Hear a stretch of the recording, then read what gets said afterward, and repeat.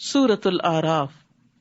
بسم اللہ الرحمن الرحیم، الف لام میم صاد، کتاب انزل الیک فلا یکن فی صدرک حرج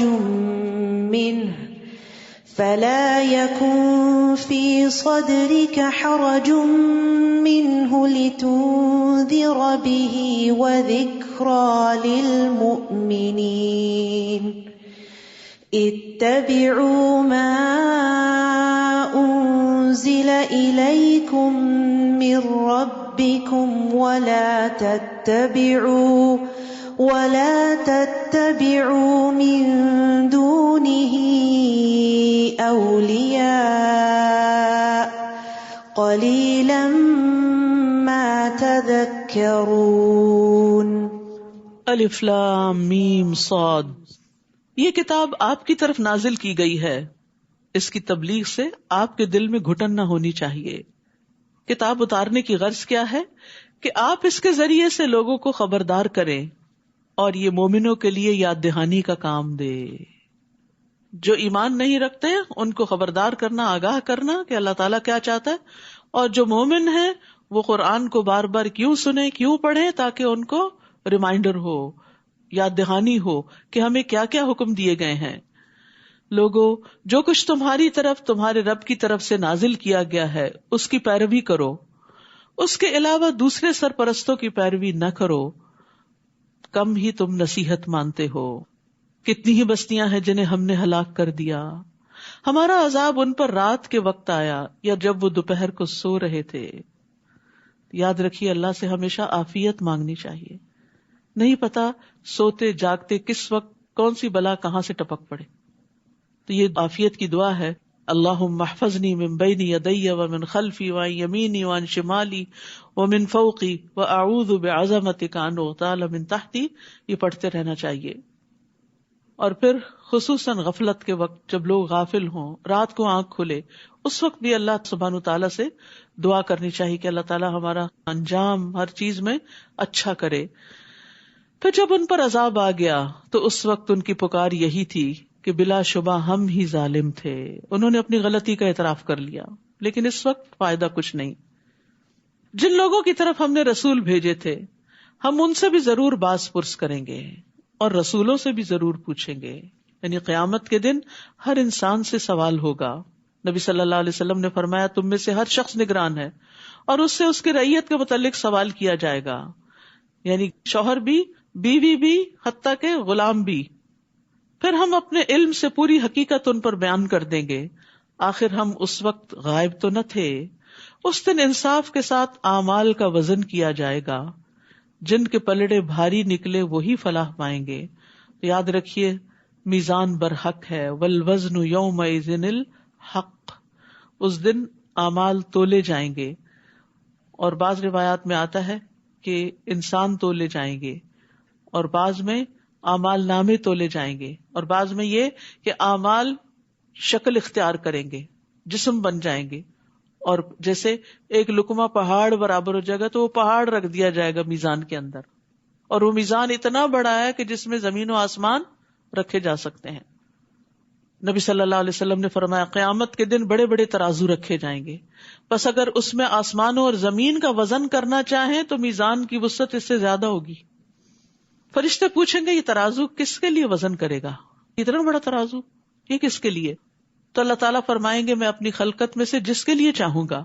تو فرشتے کہیں گے، سبحانک ما عبدناک حق عبادتک، اے اللہ تو پاک ہے، ہم تیری عبادت ویسی نہ کر سکے جیسا کہ کرنے کا حق۔ یعنی اگر آپ پہاڑوں جتنی، زمین آسمانوں جتنی نیکیاں کر لیں تو ان کو تولنے کے لیے بھی میزان موجود ہے، لیکن پتہ نہیں ہمارے اس پلڑے میں کتنے ہوں گے، کیا ہوگا، کہ اس زندگی کا کتنا حصہ اللہ کی اطاعت میں ہے اور کتنا نافرمانی میں۔ اور جن کے پلڑے ہلکے ہوئے، یعنی نیکی والے پلڑے، تو یہی لوگ ہیں جنہوں نے اپنے آپ کو خسارے میں ڈالا، کیونکہ وہ ہماری آیتوں کے ساتھ ظلم کیا کرتے تھے، یعنی ان کو ان کا حق نہیں دیتے تھے۔ ہم نے تمہیں زمین میں اختیار دیا اور تمہارے لیے سامان زیست بنایا، مگر تم لوگ کم ہی شکر ادا کرتے ہو۔ اللہ نے بنی آدم کو زمین میں چھوڑ دیا اور ہر طرح کی نعمتیں دی، لیکن انسان نعمتیں استعمال کرتا جاتا ہے مگر اللہ کو بھول جاتا ہے. اور افسوس یہ، جتنی نعمتیں زیادہ ہوتی ہیں اتنی غفلت بڑھتی ہے، اتنی اللہ سے دوری زیادہ ہو جاتی ہے. وَلَقَدْ خَلَقْنَاكُمْ، اور یقیناً ہم نے ہی تم کو پیدا کیا ہے. ثُمَّ صَوَّرْنَاكُمْ، پھر ہم نے تمہاری صورت بنائی ہے. یہ شکلیں اللہ کی بنائی ہوئی ہے، اللہ کی کاریگری ہے، یہ اس کا ڈیزائن ہے. پھر ہم نے فرشتوں سے کہا کہ آدم کو سجدہ کرو، تو ابلیس کے سوا سب نے سجدہ کیا، ابلیس نے سجدہ نہ کیا. اللہ تعالیٰ نے اس سے پوچھا، جب میں نے تجھے سجدہ کرنے کا حکم دیا تھا تو پھر کس بات نے تجھے سجدہ کرنے سے روک دیا؟ کہنے لگا، میں آدم سے بہتر ہوں، کیونکہ تو نے مجھے آگ سے پیدا کیا اور اسے مٹی سے. تکبر کا شکار ہو گیا، اور یہ بھی اپنی عقل سے ہی اس نے فیصلہ کر لیا، یعنی بڑا چھوٹا ہونے کا. اللہ تعالیٰ نے فرمایا، نیچے اتر یہاں سے، تیرا حق نہ تھا کہ تو یہاں تکبر کرتا، لہٰذا نکل جا. تو ان لوگوں میں سے ہو گیا جنہیں چھوٹا ہی بن کر رہنا ہے، یعنی اپنے آپ کو بڑا سمجھنے والے بڑے نہیں ہوا کرتے، بڑا وہ ہے جو اللہ کی نگاہ میں بڑا ہے. کہنے لگا، اچھا پھر مجھے روز محشر تک مہلت دے دے، یعنی مجھے زندگی دے دے. تو ابلیس اس وقت سے مرا نہیں، قیامت تک اس کو زندگی ہی زندگی ملی ہوئی ہے بہکانے کے لیے. اللہ تعالیٰ نے فرمایا، تجھے یہ مہلت دے دی جاتی ہے. تو اب دیکھیے ابلیس کی دعا قبول ہو گئی ہے. تو کتنے بھی ہم گناہ گار ہوں، کبھی بھی نہیں سوچنا چاہیے کہ میری پتہ نہیں سنی جائے گی کہ نہیں. ابلیس نے کہا، تو نے مجھے گمراہی میں مبتلا کیا، نعوذ باللہ، اللہ کو الزام دیا، تو اب میں بھی تیری سیدھی راہ پر گھات لگا کے بیٹھوں گا. یاد رکھیے، اسلام کے ہر راستے پر شیطان بیٹھتا ہے. جب کوئی شخص مسلمان ہونے لگتا ہے تو اسے کہتا ہے، کیا تم اپنے آباء و اجداد کے دین کو چھوڑ دو گے؟ ابن آدم اس کی بات نہیں مانتا، اسلام قبول کر لیتا ہے. پھر وہ ہجرت کے راستے پہ بیٹھ جاتا ہے تو کہتا ہے کہ تم اپنے آبائی علاقے کو چھوڑ دو گے، لیکن وہ اس کی بات نہیں مانتا، ہجرت کر جاتا ہے. پھر وہ جہاد کے راستے پہ بیٹھ جاتا ہے، کہتا ہے کیا تم جہاد کرنے جا رہے ہو؟ یہ تو نفس اور مال کے بارے میں مشقت میں پڑنا ہے، تم لڑو گے تو قتل کر دیے جاؤ گے، تمہاری بیوی سے نکاح کر لیا جائے گا، تمہارا مال تقسیم کر لیا جائے گا. لیکن اس کی بات نہیں مانتا اور وہ جہاد کرتا ہے. پھر رسول اللہ صلی اللہ علیہ وسلم نے فرمایا، جس نے شیطان کے ساتھ ایسا کیا تو اللہ عز و جل پہ حق ہے کہ وہ اسے جنت میں داخل کرے، اور جو قتل کیا گیا تو اللہ عز و جل پہ حق ہے کہ وہ اسے جنت میں داخل کرے. تو یہ بڑے بڑے اعمال کی مثال دے کے ہمیں بتا دیا گیا کہ انسان مسلمان ہو بھی جاتا ہے تب بھی وہ ہر راستے پہ بیٹھتا ہے. ہر نیکی کا کام جب آپ کرنے لگتے ہیں تو وہ ضرور دل میں وسوسے ڈالتا ہے اور پیچھے ہٹاتا ہے. ثم لآتینہم من بین ایدیہم، کیا طریقہ کار ہے اس کا؟ پھر انسانوں کو آگے سے، پیچھے سے، دائیں سے، بائیں سے، ہر طرف سے گھیروں گا، بہکاؤں گا انہیں اور اپنی راہ پہ ڈال دوں گا، یعنی نافرمانی کی راہ پہ. اور تو ان میں سے اکثر کو شکر گزار نہ پائے گا. یاد رکھیے، سارے غم و پریشانیوں کی بنیادی وجہ ناشکری ہے. نعمتیں نظر نہیں آتی، نعمتوں پر خوشی نہیں ہے، جو ملا ہے اس پہ راضی نہیں، جو ملا ہے اس کو دیکھتے ہی نہیں، اور جو ہاتھ سے چلا جاتا ہے صرف اس کے لیے رونا روتے رہتے ہیں. تو یہ شیطان کا سب سے بڑا ہتھ کنڈا اور وار ہے کہ وہ انسانوں کو شکر گزار نہیں ہونے دیتا. تو ابلیس دو راستے بھول گیا تھا، اوپر کا اور نیچے کا. تو ابن عباس کہتے ہیں اس نے یہ نہیں کہا کہ میں اوپر سے بھی آؤں گا، کیونکہ اسے علم ہے کہ ان کے اوپر اللہ ہے. تو ابلیس نے اپنے رب سے کہا عز و جل سے، مجھے تیری عزت و جلال کی قسم، میں بنی آدم کو اس وقت تک گمراہ کروں گا جب تک ان کے جسم میں روح رہے گی. موت کے وقت بھی بہکاتا ہے. تو اس کو اس کے رب عز و جل نے فرمایا، مجھے اپنی عزت اور اپنے جلال کی قسم، جب تک وہ مجھ سے معافی مانگتے رہیں گے میں انہیں معاف کرتا رہوں گا. اللہ آخر تک ہمارے ہوش حواس اس طرح قائم رکھے کہ ہم توبہ کر کے لا الہ الا اللہ پڑھ کے دنیا سے رخصت ہوں اور شیطان دشمن کے پھندے سے نکل جائیں. کیونکہ اس وقت بھی بہکاتا ہے، تمہیں تمہارا علم کام آ گیا، تم تو بڑے نیک تھے، تمہیں تو فکر کی بات ہی نہیں. اللہ تعالیٰ نے فرمایا، یہاں سے نکل جا، تو میری درگاہ سے ٹھکرایا ہوا اور رسوا شدہ مخلوق ہے. یاد رکھ، انسانوں میں سے جو بھی تیری پیروی کرے گا تیرے سمیت ان سب سے جہنم کو بھر دوں گا. استغفر اللہ. تو شیطان کا راستہ جہنم کا راستہ ہے، صراط مستقیم جنت کا راستہ ہے. اور اے آدم، تو اور تیری بیوی دونوں اس جنت میں رہو اور جہاں سے جی چاہے کھاؤ، مگر اس درخت کے قریب بھی نہ جانا ورنہ ظالموں میں سے ہو جاؤ گے. بس ایک درخت سے روک دیا گیا، باقی سب آزادی. اور یہ سب امتحان کے لیے ہو رہا تھا. پھر شیطان نے ان دونوں کے دل میں وسوسہ ڈالا تاکہ ان کی شرمگاہیں جو ایک دوسرے سے چھپائی گئی تھی ان کے سامنے کھول دے، یعنی ان کو ننگا کرنا چاہتا تھا. لباس انسان کی عزت بھی ہے، زینت بھی ہے، ستر کا باعث بھی ہے، اس کے قابل شرم حصوں کو چھپاتا ہے اور اس کو خوبصورت بناتا ہے. گندگی والے مقامات اگر لوگوں کو نظر آتے رہیں تو لوگ نفرت کریں، لیکن شیطان نے ان کے لیے ایسی چال چلی کہ ان کا لباس اتر جائے. تمہیں تمہارے رب نے اس درخت سے صرف اس لیے روکا ہے کہ کہیں تم فرشتے نہ بن جاؤ یا تم ہمیشہ یہاں رہنے والے نہ بن جاؤ. کیسا دھوکہ دیا، بھلوا دیا کہ یہاں تو ہمیشہ رہنا ہی نہیں ہے، تو ٹیسٹ کے لیے آئے ہیں یہاں. تو یاد رکھیے آج دنیا میں بھی شیطان انسان کے پیچھے ہوتا ہے اور وہ برائیوں کو اس کے لیے خوشنما بناتا ہے، اس کو وسوسے ڈالتا ہے اور جن چیزوں سے اللہ نے روکا ہے ان کے فائدے بتاتا ہے. تو اس لیے بڑا ضروری ہے کہ شیطان کی چالوں کو سمجھیں. یہ کتاب ہے عربی کی، اس کا ترجمہ اور اس کے آڈیوز وغیرہ موجود ہے، مقائد الشیطان کی، شیطان کیسے کیسے چالیں چلتا ہے. تو ہم سب کو اپنے دشمن کی چالوں کا پتا ہونا چاہیے. وقاسمہما، پھر ان دونوں کے سامنے قسم کھا لی کہ میں فی الواقع تمہارا خیر خواہ ہوں. سبحان اللہ، سخت جھوٹا، لیکن جھوٹی قسم کھا کے تسلی دلا رہا ہے. چنانچہ ان دونوں کو دھوکہ دے کر آہستہ آہستہ اس نے اپنی بات پہ مائل کر ہی لیا. پھر جب انہوں نے اس درخت کو چکھ لیا، فلما ذاق، بس چکھا ہی تھا، ایک ہی لقمہ منہ میں ڈالا تھا، پیٹ بھر کے نہیں کھایا تھا، چکھا ہی تھا، تو ان کی شرمگاہیں ایک دوسرے پہ ظاہر ہو گئیں. وہ نورانی لباس، جنت کا لباس اتروا لیا گیا اور وہ جنت کے پتے اپنی شرمگاہوں پہ چپکانے لگے، کیونکہ حیا فطری طور پر انسان کے اندر رکھ دیا گیا ہے. اس وقت ان کے رب نے انہیں پکارا کہ کیا میں نے تمہیں اس درخت سے روکا نہ تھا اور یہ نہ کہا تھا کہ شیطان تمہارا کھلا دشمن ہے؟ قالا، دونوں کہنے لگے، ربنا ظلمنا انفسنا وان لم تغفر لنا وترحمنا لنکونن من الخاسرین. اے ہمارے رب، ہم نے اپنے آپ پر ظلم کیا، اگر تو نے ہمیں معاف نہ کیا اور ہم پر رحم نہ کیا تو ہم بہت نقصان اٹھانے والوں میں سے ہو جائیں گے. یہ ہے فرق شیطان اور انسان کا، کہ شیطان نے جب نافرمانی کی تو اکڑ گیا اور ڈٹائی کی. آدم اور حوا سے جب غلطی ہوئی تو انہوں نے فوراً توبہ کی، اپنے رب کو راضی کر لیا. ہمارے سامنے یہ دونوں راستے ہیں. ہم فرشتے نہیں ہیں کہ غلطی نہ کریں، غلطی ہوگی ہم سے، نہ چاہتے ہوئے بھی پھسلن ہو جاتی ہے. جب کوئی پھسل کے گرتا تو کیا وہ چاہتا ہے کہ پھسلے؟ نہیں، پتہ نہیں چلتا. اسی طرح انسان سے بھی بھول چوک ہوتی رہتی ہے، پھسلن ہے اس راستے پر. لیکن مومن پھسلنے کے بعد وہیں لیٹ نہیں رہتا، اٹھ جاتا ہے اور توبہ کرتا ہے، اپنے آپ کو جھاڑتا ہے، اگر کوئی گندگی لگ گئی ہو اس کو اتارتا ہے اور صاف ستھرا ہو کے دوبارہ اپنے راستے پہ چل پڑتا ہے. اور یہی مومن کی شان ہوتی ہے. جبکہ شیطانی روش کیا ہے، شیطانی طریقہ کیا ہے؟ غلطی ہو جائے اکڑ جاؤ، تعویلیں دو، دوسرے کو بلیم کرو، جیسے شیطان نے کیا تھا کہ اللہ تعالیٰ کو بلیم کر رہا تھا. تو ہمیں سوچنا چاہیے کہ کسی بھی غلطی پر ہمارا رویہ کیا ہوتا ہے. دوسروں کو بلیم کر کر کے خوش رہتے ہیں اور اپنے آپ کو جسٹیفائی کرتے رہتے ہیں، یا اللہ سے معافی مانگ لیتے ہیں اور بندوں سے بھی سوری کر لیتے ہیں.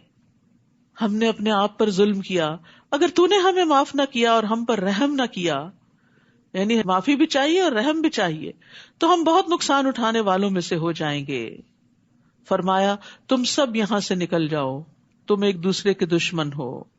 اب تمہارے لیے زمین میں جائے قرار اور ایک مدت تک سامان زیست ہے. پھر فرمایا اسی زمین میں تم زندگی بسر کرو گے، اسی میں مرو گے، مریخ پہ نہیں جانا، اور اسی سے دوبارہ نکالے جاؤ گے. انسانوں کے لیے رہنے کی جگہ زمین ہی ہے. اے بنی آدم، ہم نے تم پر لباس نازل کیا جو تمہاری شرمگاہوں کو ڈھانپتا ہے اور زینت بھی ہے. لباس کے دو مقاصد بتا دیے گئے، ستر کو بھی ڈھانپتا ہے اور خوبصورتی بھی. اور لباس تو تقوی ہی کا بہتر ہے. وَلِبَاسُ التَّقْوَىٰ، یہ اللہ تعالیٰ کی نشانیوں میں سے ایک نشانی ہے. یعنی لباس اللہ کی نشانیوں میں سے ایک نشانی ہے. شاید لوگ کچھ سبق حاصل کریں. بخاری میں بڑا خوبصورت باب ہے کتاب اللباس، اس کو اگر پڑھا جائے تو پوری ہدایات ملتی ہیں کہ ہمیں کس قسم کا لباس پہننا چاہیے. آپ صلی اللہ علیہ وسلم کو سفید لباس پسند تھا، بہت قیمتی لباس پسند نہیں کرتے تھے. اے بنی آدم، ایسا نہ ہو کہ شیطان تمہیں فتنے میں مبتلا کر دے.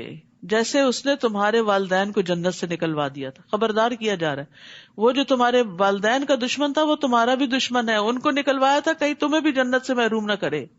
اور ان سے ان کے لباس اتروا دیے تھے تاکہ ان کی شرم گاہیں انہیں دکھلا دے. تو دنیا میں شیطان کو انسان پہ قابو پانے کا ایک بہت اچھا طریقہ کیا ہے کہ اس کو ننگا کر دیا جائے, یعنی ریویلنگ ڈریسز. اور اس میں آپ دیکھیے کہ مردوں کے مقابلے میں عورتیں زیادہ ریویلنگ ڈریسز پہنتی ہیں کہ جن سے جسم ننگا ہوتا ہے. بعض اوقات شادی کے موقع پہ ایسے ڈریسز یا تو سلیو لیس یا آرگنزا وغیرہ کے بازو لگا لیتے ہیں جو نہ ہونے کے برابر. اسی طرح بعض اوقات اتنا ٹائٹ لباس کے جس سینے کو ڈھانکنے کا حکم دیا وہی سب سے زیادہ نمایاں ہو رہا ہوتا ہے. اس کو عورت کی آزادی سمجھ دیا گیا. یہ بھی ایک خوش فہمی ہے کہ اپنے جسم کو نمایاں کرنا آزادی کہاں کی. اس کے بعد جس طرح کی مشکلات آتی ہیں وہ انسان کو آزاد تو نہیں رہنے دیتی. جس طرح کی ہراسمنٹ ہوتی ہے اور جس طرح کی پریشانیاں دیکھنی پڑتی ہیں ان کاموں سے, وہ آزادی نہیں ہے. عورت کے لیے عزت کا مقام اس کی قابلیت ہے, اس کا تقویٰ ہے کہ وہ اپنے اعمال کی بنا پر مقام پیدا کرے, نہ کہ اپنے جسم کو ننگا کر کے دوسروں کی نظر میں جچے اور دوسروں کے لیے ایک زینت کا سامان بن جائے. تو تنگ لباس یا چھوٹا لباس یا باریک لباس پہن کر انسان دراصل دوسروں کے ہاتھ میں ایک پپٹ سا بن جاتا ہے کہ جیسے وہ چاہتے ہیں ہم ویسے ایکٹ کر رہے ہیں, اس طرح بن رہے ہیں. پپٹ کیا ہوتی کہ آپ جس طرح اس کو چلاتے ہیں ویسے وہ چلتی. تو اگر ہم لوگوں کے چلانے پہ چل رہے ہیں, جیسا وہ لباس پسند کرتے ہیں ہم وہ پہن رہے ہیں, تو پھر ہماری اپنی سوچ سمجھ کہاں ہے اور اللہ کا حکم کہاں ہے. تو یاد رکھیے عورت کے لیے خاص طور پر ایک بہت بڑی آزمائش ہے, اور یہ اس کے جنت میں جانے کے راستے میں رکاوٹ بھی ہے, کیونکہ نبی صلی اللہ علیہ وسلم نے فرمایا جہنمیوں کی 2 قسمیں میں نے ابھی تک نہیں دیکھی. یعنی آپ صلی اللہ علیہ وسلم کے زمانے میں یہ لوگ نہیں تھے. ایک وہ جن کے پاس بیل کے دموں جیسے کوڑے ہوں گے جن سے وہ لوگوں کو ماریں گے, یعنی ظالم حکمران. دوسری وہ عورتیں جو کپڑے پہننے کے باوجود ننگی ہوں گی, مائل ہونے والی اور دوسروں کو مائل کرنے والی, یعنی خود مردوں کی طرف اٹریکٹ ہوں گی اور ان کو اپنی طرف اٹریکٹ کریں گی. ان کے سر بختی اونٹ کے کوہان کی طرح ہیں. خاص طور پر ہیئر سٹائل کی بات کی گئی ہے, اونچے سر. ایسی عورتیں جنت میں داخل نہیں ہوں گی اور نہ ہی اس کی خوشبو پائیں گی, حالانکہ اس کی خوشبو اس طرح لمبے فاصلے سے آتی ہے. تو یاد رکھیے اللہ سبحانہ تعالیٰ نے قرآن میں اور نبی صلی اللہ علیہ وسلم نے سنت میں واضح کر دیا کہ ایک عورت کا لباس کیسے ہونا چاہیے. مردوں کا بھی, یعنی کہ مردوں کو اجازت ہے, کیونکہ اہل عرب جو تھے ننگے طواف کرتے تھے. شیطان نے ان کو یہ سجھا دیا کہ جن کپڑوں میں تم گناہ کرتے ہو ان میں تم اللہ کی عبادت نہ کرو. حالانکہ اللہ سبحانہ تعالیٰ کو حکم کیا تھا خذوا زینتکم عند کل مسجد, ہر عبادت گاہ میں اپنی زینت اختیار کرو, یعنی مناسب لباس پہن کر عبادت کرو. اے بنی آدم ایسا نہ ہو کہ شیطان تمہیں فتنے میں مبتلا کر دے, جیسا کہ اس نے تمہارے والدین کو جنت سے نکلوا دیا اور ان سے ان کے لباس اتروا دیے تاکہ ان کی شرم گاہیں انہیں دکھلا دے. وہ اور اس کا قبیلہ تمہیں ایسی جگہ سے دیکھتے ہیں جہاں سے تم انہیں نہیں دیکھ سکتے. ہم نے شیطانوں کو ان لوگوں کا سرپرست بنا دیا ہے جو ایمان نہیں لاتے, یعنی وہ ان پر خوب مسلط رہتے ہیں. اور جب وہ کوئی شرمناک کام کرتے ہیں تو کہتے ہیں ہم نے اپنے باپ دادا کو اسی طریقے پر پایا, یعنی ننگے طواف کرنے وغیرہ کا طریقہ, اور اللہ نے ہمیں ایسا کرنے کا حکم دیا ہے, یعنی غلط بات کو اللہ کی طرف منسوب کرتے ہیں. تقویٰ کا خود ساختہ معیار. آپ ان سے کہیے کہ اللہ کبھی بے حیائی کا حکم نہیں دیتا. کیا تم اللہ کے ذمے ایسی باتیں لگاتے ہو جو تم جانتے نہیں؟ آپ کہہ دیجئے میرے رب نے تو انصاف کا حکم دیا ہے, اور اس بات کا کہ ہر مسجد میں نماز کے وقت اپنی توجہ ٹھیک اسی کی طرف رکھو, یعنی عبادت خالصتاً اللہ کے لیے, اور پھر دین کو اسی کے لیے خالص کرتے ہوئے اس کو پکارو. جس طرح اس نے تمہیں پہلے پیدا کیا اسی طرح تم پھر دوبارہ پیدا کیے جاؤ گے. ایک فریق کو تو اس نے ہدایت دی اور دوسرے فریق پر گمراہی واجب ہو گئی, کیونکہ انہوں نے اللہ کو چھوڑ کر شیطانوں کو اپنا سرپرست بنا لیا تھا. پھر وہ یہ بھی سمجھ رہے ہیں کہ وہ سیدھی راہ پر ہیں. یعنی بہت سے لوگ اس دھوکے میں مبتلا ہیں, غلط کرتے ہوئے اپنے آپ کو جسٹیفائی کرتے ہیں اور اپنے آپ کو صحیح سمجھتے ہیں, اور اگر ان کو روکا جائے کہ ایسا نہ کرو تو وہ ان کو الٹا غلط قرار دیتے ہیں. اے بنی آدم جب بھی کسی مسجد میں جاؤ تو آراستہ ہو کر جاؤ, صاف ستھرے آنا چاہیے عبادت گاہوں میں, کیونکہ اس سے اپنی عبادت بھی متاثر ہوتی ہے اور دوسرے کی بھی. جب انسان صاف ستھرا ہوتا ہے, اچھے لباس میں ہوتا ہے, تو پھر ایکٹیولی ورشپ کرتا ہے. یعنی اس کی عبادت میں ایک نشاط ہوتا ہے، ورنہ سستی کے مارے اور یون کر رہا ہے اور تھکا ہوا ہے اور تو دوسرے بھی ساتھ اس کے ویسے ہی ہو جاتے ہیں. اور کھاؤ پیو لیکن اسراف نہ کرو، کیونکہ اللہ اسراف کرنے والوں کو پسند نہیں کرتا. تو یہاں زینت کی بات جو کی گئی، زینت سے مراد اچھے کپڑے، مسواک اور خوشبو ہے. لیکن عورتوں کو مسجد میں خوشبو لگا کے آنے سے منع کیا گیا ہے تاکہ مردوں کی عبادت میں خلل نہ ہو، اٹریکٹ نہ ہو اس طرف. پھر اسی طرح جمعہ کے دن خاص طور پر ہر چیز کا اچھی طرح اہتمام کرنا، نہا کر آنا، اچھا لباس پہننا، مسواک کرنا، خوشبو لگانا، ناخن کاٹنا، بال تراشنے کی ضرورت ہے یا انڈر آرم، انڈر لیگز وغیرہ صفائی کی ضرورت ہے تو وہ کر کے صاف ستھرے فریش ہو کر مسجد میں آنا، یہی اس حکم کا تقاضا ہے. رسول اللہ صلی اللہ علیہ وسلم نے فرمایا تم میں سے جب کوئی نماز پڑھے تو وہ 2 کپڑے پہن لیا کرے، کیونکہ اللہ اس بات کا حقدار ہے کہ اس کے لیے زینت اختیار کی جائے. آپ صلی اللہ علیہ وسلم نے یہ بھی فرمایا کہ تم میں سے کسی کے لیے حرج نہیں کہ اگر ممکن ہو تو جمعہ کے لیے اپنے کام کاج کے کپڑوں کے علاوہ 2 کپڑے اور بنا رکھے، یعنی اسپیشل ڈریس میں آؤ جو گھر میں نہ پہنو، کیونکہ ہوتا ہی ہے کہ کوکنگ کر رہے ہیں، ساری خوشبو کپڑوں میں گھس گئی اور اسی کے ساتھ مسجد آ گئے اور خود بھی بیزار ہوئے اور دوسروں کو بھی کیا. وَكُلُوا وَاشْرَبُوا وَلَا تُسْرِفُوا إِنَّهُ لَا يُحِبُّ الْمُسْرِفِينَ. کھاؤ پیو لیکن اسراف نہ کرو، زیادہ ضرورت نہ کھاؤ. ڈاکٹرز کہتے ہیں کہ ساری طب اس آیت میں ہے، یعنی انسان اگر اعتدال سے کھاتا تو بیمار نہیں پڑتا. بیماری ہوتی ہی بے اعتدالی کی وجہ سے، کبھی میٹھا زیادہ کھا لیا اور کبھی نمکین چیزیں زیادہ کھا لی، کبھی صرف ایک ہی طرح کی فوڈ کھا لی کہ وہ پسند ہے. جیسے بچے کرتے ہیں نا کہ اگر کھانے کے وقت ان کو آئس کریم کا بول دے دو تو کہیں گے ہمارا پیٹ بھر گیا، لیکن یہی اسراف ہے. یعنی ایک بیلنس ڈائٹ ہونی چاہیے. پھر طیب کھانا ہونا چاہیے، یعنی صاف ستھرا. نبی صلی اللہ علیہ وسلم نے فرمایا مرنے کے بعد سب سے پہلے انسان کے جسم میں اس کا پیٹ بدبودار ہوتا ہے، بس جو کوئی طاقت رکھتا ہو کہ پاک اور طیب کے سوا اور کچھ نہ کھائے تو اسے ایسا ہی کرنا چاہیے. پھر یہ کہ بہت پیٹ بھر کے نہیں کھانا چاہیے، سادہ غذا کھانی چاہیے. حضرت عائشہ کہتی ہیں کہ محمد صلی اللہ علیہ وسلم کے گھرانے نے اگر کبھی ایک دن میں 2 بار کھانا کھایا تو ضرور اس میں ایک وقت صرف کھجوریں ہوتی تھی، را فوڈ ہوتی تھی، ایک وقت بس پکا ہوا کھانا کھاتے تھے. اب آگے آ رہے ہیں نا روزے، تب آپ دیکھ سکتے ہیں کہ اپنے ٹائم کو، کیونکہ راتیں چھوٹی ہیں، کھانے کے اوقات تنگ ہیں، تو اس میں اچھا سا مینیو پلان کریں کہ جس میں اس آیت پر عمل ہو سکے. کہہ دیجئے اللہ نے اپنے بندوں کے لیے جو زینت اور کھانے کی پاکیزہ چیزیں پیدا کی انہیں حرام کس نے کیا؟ یعنی اللہ نے حرام نہیں کیا لیکن اعتدال کا حکم ضرور دیا ہے. آپ کہیے کہ یہ چیزیں دنیا کی زندگی میں ان لوگوں کے لیے ہیں جو ایمان لائے، یعنی ایمان والوں کے لیے اچھی چیز کھانا یا پہننا حرام نہیں ہے، اور قیامت کے دن تو خالصتاً انہی کے لیے ہوں گی. ہم اسی طرح اپنی آیات کو صاف صاف بیان کرتے ہیں ان لوگوں کے لیے جو علم رکھتے ہیں. قل انما حرم ربی الفواحش ما ظہر منها وما بطن والاثم والبغی بغیر الحق وان تشرکوا باللہ ما لم ينزل به سلطانا وان تقولوا علی اللہ ما لا تعلمون. آپ ان سے کہیے میرے رب نے جو چیزیں حرام کی ہیں وہ یہ ہیں: بے حیائی کے کام، خواہ ظاہر ہوں یا پوشیدہ، سامنے ہو یا چھپ کے، چاہے زنا ہو، چوری ہو، ڈاکہ ہو، کچھ بھی، اور گناہ کے کام. سارے گناہ کے کام منع ہیں اور ان کے بارے میں جاننا چاہیے کہ گناہ کس کو کہتے ہیں. اور ناحق زیادتی، یعنی کسی کو گالی دینا، کسی کا مال ہتھیا لینا، کسی کے ساتھ سرکشی کا رویہ اختیار کرنا، چھوٹی سی بات پہ بھڑک اٹھنا اور اتنا غصہ دوسرے پہ کرنا کہ اس کے ساتھ زیادتی ہو جائے. یعنی کسی کی بات کے جواب میں اگر کوئی چھوٹی سی بات کہہ دی تو بات برابر کی ہو گئی، لیکن اگر زیادہ کی تو وہ ظلم ہوگا، ناحق زیادتی ہوگی اور اس پر پوچھ ہوگی. اور یہ کہ تم اللہ کے شریک بناؤ جس کے لیے اس نے کوئی سند نہیں اتاری، اور یہ کہ تم اللہ کے ذمے ایسی باتیں لگا دو جن کا تمہیں علم نہیں. اسے سب سے بڑا جرم قرار دیا گیا.